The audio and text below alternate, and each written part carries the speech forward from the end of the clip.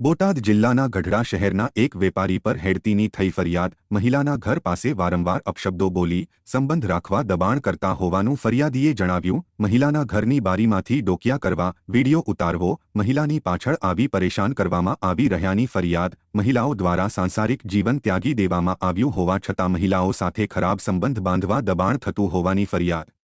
Gadhada police દ્વારા હિતેશ બલદાણિયા વિરુદ્ધ છેડતી સહિતની કલમો લગાવી ધોરણસરની કાર્યવાહી હાથ ધરી।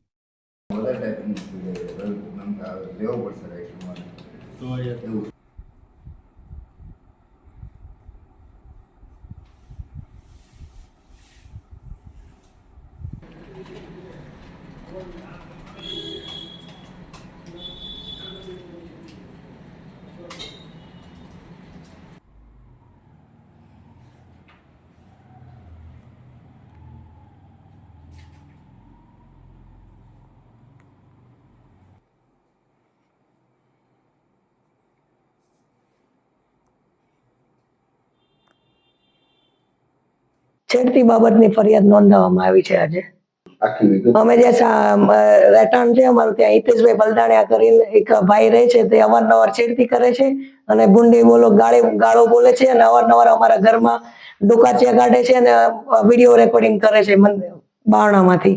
અત્યારે તો એફઆઈઆર કરી છે, હવે આગળ જે કાર્યવાહી થાય એ આગળ કરશે પોલીસ વાળા।